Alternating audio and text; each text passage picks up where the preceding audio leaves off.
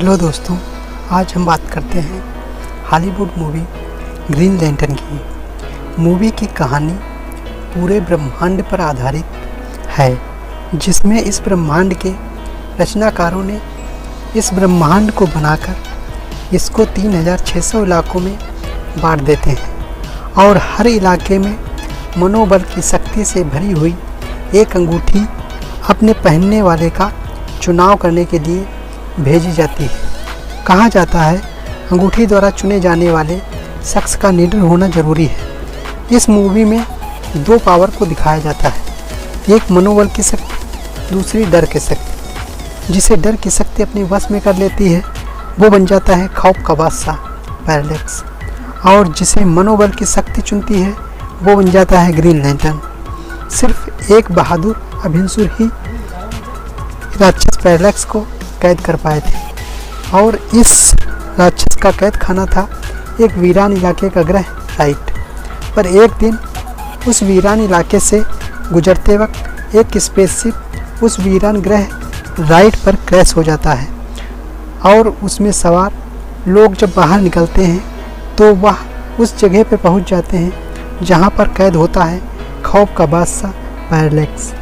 जैसे ही ये सब उसके सामने आते हैं वो इनकी रूहें खा जाता है और वहाँ से आज़ाद हो जाता है। उसके बाद मूवी का अगला सीन स्टार्ट होता है एक छोटे से बच्चे और उसके पायलट डैड के साथ। उसके बाद ये बच्चा एक प्लेन क्रैश में अपने डैड को खो देता है, जिसके बाद उस पर अपने डैड जैसा बनने का जुनून सवार हो जाता है, और आखिरकार वो बच्चा बड़ा होकर अपने डैड जैसा एक बेस्ट पायलट बन ही जाता है। राइट ग्रह से आज़ाद होने के बाद खौफ का बादशाह पैरालेक्स हर जीवित चीज़ और ग्रहों को नष्ट करता हुआ आगे बढ़ने लगता है। इसी बीच उसका अटैक अभिमन्यु के स्पेसशिप पर होता है। इससे पहले वो संभल पाते पैरालेक्स अपने वार से अभिमन्यु को बहुत ही ज़्यादा घायल कर देता है, जिससे वो अपने नज़दीकी ग्रह पृथ्वी पर आते हैं। बहुत ही ज़्यादा घायल हो जाने की वजह से वो अपनी अंगूठी को अपना होनहार वारिस चुनने को कहते हैं।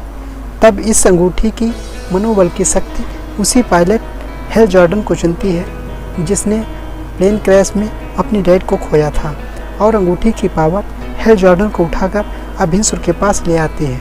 दूसरी तरफ अभिमन्यु की बॉडी और स्पेसशिप को रिसर्च टीम उठा ले जाती है तथा सुरक्षा एजेंसियां डॉक्टर विक्टर को एलियन की बॉडी पर रिसर्च करने के लिए चुनती हैं। अभिमन्यु की बॉडी में मौजूद पैरालेक्स के डीएनए से विक्टर संक्रमित हो जाता है और उसमें पैरालेक्स की कुछ पावर आ जाती है, और दोनों एक दूसरे से मानसिक तौर पर जुड़ जाते हैं। पैरालेक्स पृथ्वी पर अटैक करता है और विक्टर उसका मोहरा होता है। फिर विक्टर हेल जॉर्डन की गर्लफ्रेंड को कैद कर लेता है। हेल जॉर्डन अपनी अंगूठी विक्टर को दे देता है और बोलता है इसको पहनने से तुम मेरे जैसे हो जाओगे।